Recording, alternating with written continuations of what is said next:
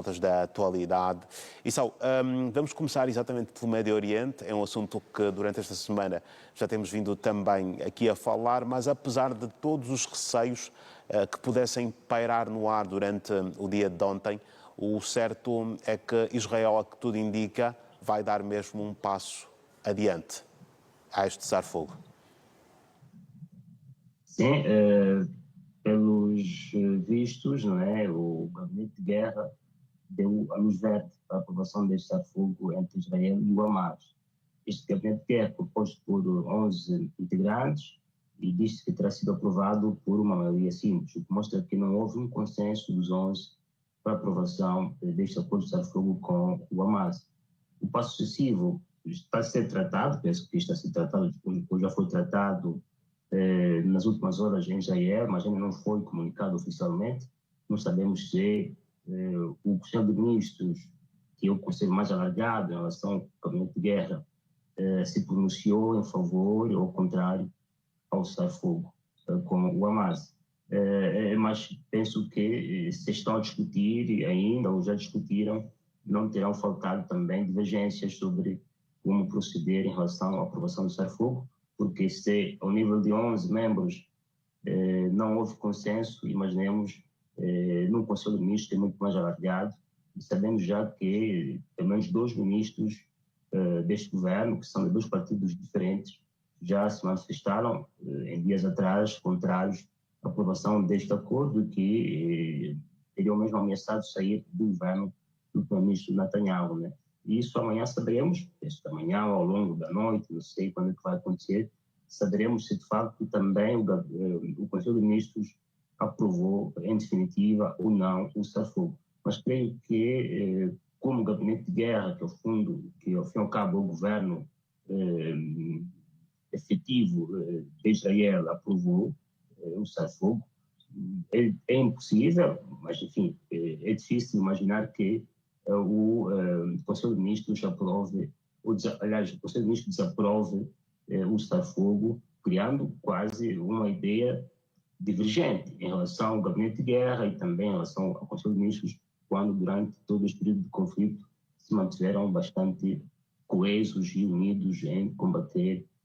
os inimigos de Israel, que são o Hamas e também o Hezbollah, não é? O acordo em si, esperando que seja aprovado, em definitiva, prevê as fases que o André Vado já anunciou, não é? Numa primeira fase, um acordo que vai durar 90 dias, não é? Dividido em várias fases. Essencialmente prevê-se o que já foi anunciado durante o draft do acordo aprovado em maio do ano passado sobre a migração dos Estados Unidos, um acordo também que teve o aval até do Conselho de Segurança das Nações Unidas, que prevê a libertação dos reféns, não é? Israelitas detidos por Hamas, a libertação dos israelitas, a libertação dos palestinianos detidos por Israel, o regresso dos deslocados e dos refugiados civis e não armados palestinianos para a faixa de Gaza, e depois também a retirada dos militares de Israel da faixa de Gaza, também, sobretudo, no que toca ao corredor da Filadélfia e também na fronteira de Rafah, ou seja, a perspectiva aqui quase o regresso ao status quo, mesmo se, como se sabe, Hamas e faixa de Gaza, depois deste conflito, não serão mais os mesmos, né? O Hamas está debilitado, a faixa de Gaza está completamente destruída, milhares de pessoas perderam a vida do lado dos palestinianos, mas também israelitas perderam a vida, quer de outubro, quer também durante este período de conflito. Daí que este acordo a ser efetivado, a ser implementado, poderá garantir uma paz relativa. Não se espera não creio que será uma paz absoluta em todo, se não houver a resolução da causa fundamental deste conflito, que é a ausência do Estado da Palestina. E em relação a isso, este acordo é omisso no que toca a quem governará a faixa de Gaza pós-conflito com Israel, se será Israel que vai ter manivés do poder em relação à faixa de Gaza, ou se a autoridade da Palestina voltará a governar a faixa de Gaza, pondo fim a quase um ventênio de governo do Hamas na faixa de Gaza desde 2005 e 2006, quando a faixa de Gaza voltou para o controle dos palestinianos. Né? Este que será a grande questão fundamental e que poderá criar até pontos de fissura, pontos de ruptura em relação a Israel. Eventualmente, a Autoridade Palestina, se estiver de acordo com o Hamas, poderá querer voltar a governar a faixa de Gaza. E, aliás, como sabemos, o ano passado a China conseguiu reunir todas as fações palestinianas para tentar convencê-las a terem uma visão comum em relação ao governo da Autoridade da Palestina e de todos os territórios palestinianos, mas se depois de palestinianos tiverem esta convergência em relação ao governo na faixa de Gaza, mas depois Israel tiver outras ideias contrárias sobre o nascimento do Estado da Palestina, o conflito poderá continuar em outras formas quaisquer e poderá ser um conflito latente, enfim. O caso fundamental poderá colocar o termo definitivo ao conflito entre os dois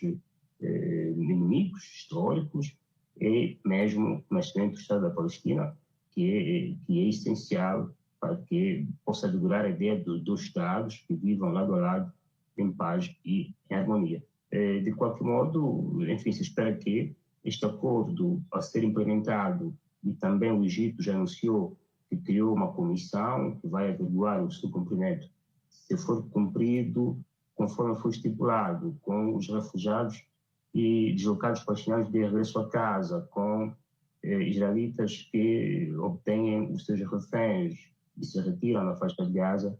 poderá ser um ponto de viragem, eventualmente, poderá abrir portas para uma intermediação do fim do conflito no seu todo e com o Estado da Palestina, com o envolvimento, desta vez, de uma mediação de atração Trump, como já aconteceu no passado. Ele conseguiu reunir os países árabes e muçulmanos em volta dos acordos de Abraham, que prometeram o reconhecimento de Israel ao reconhecimento do Estado da Palestina. Mesmo durante este conflito, muitos países muçulmanos organizados em Conferência Islâmica e também a Liga Árabe manifestaram-se contrários à ocupação efetiva dos territórios palestinianos por Israel, dizendo que não reconheceriam o Estado de Israel se não se retirasse dos territórios palestinianos, bem que se houver essa mediação da parte do presidente Trump, que já tem um histórico de mediação, eventualmente com acordos de Abraham 2.3 ou 2.4, é possível que o tema do Estado da Palestina possa voltar outra vez à mesa de negociações e permitir que Palestina, pelo menos, sonhe com a ideia de ter um Estado e que essa ideia de ter Estado não esmoreça. E um passo fundamental a ser dado por Israel também será sobre, eventualmente, o congelamento das autorizações de construção de colonatos em territórios da Cisjordânia e outros espaços que pertencem, pelo direito internacional, ao futuro Estado da Palestina. Se isto acontecer, poderá suscitar um novo modus vivendi entre israelitas e palestinianos e toda a comunidade do Meio Oriental, o que é bom, porque poderá abrir um processo até de crescimento econômico, né, de intercâmbio cultural, de conhecimento mútuo entre os povos. Enfim, é possível que isto possa acontecer se for este o desenho por detrás deste acordo de cessar-fogo. Porque se for só cessar-fogo, por cessar-fogo, sem uma estratégia ampla de reconfiguração das relações meio-orientais, tenha em conta os interesses palestinianos, enfim, esse cessar-fogo será, enfim, um sol de pouca dura, poderá durar o tempo que durar, mas as causas profundas deste conflito não serão erradicadas e, de consequência, tarde ou cedo, um outro conflito de grandes proporções ou de médias proporções entre Israel e qualquer outra autoridade que estiver ali poderá emergir outra vez. Ou seja, é um acordo que suscita esperanças e veremos se for aprovado em definitivo e for implementado de concreto, poderá criar essa ideia de um novo Médio Oriente. Aliás, mesmo do ponto de vista das saídas geopolíticas de Israel, quase que conseguiu, de certa forma, ter ganho alguma reconfiguração em seu favor, não é? No Líbano, o Hezbollah, através do cessar-fogo, foi obrigado a retirar-se da fronteira com Israel. Na Síria, enfim, o novo regime da Síria parece ser um regime que tem o mal, tem a tendência apaziguadora com todos os países do Médio Oriente. Os Houthis no Iêmen estão a continuar a ser fragilizados. O Irão, através do novo presidente,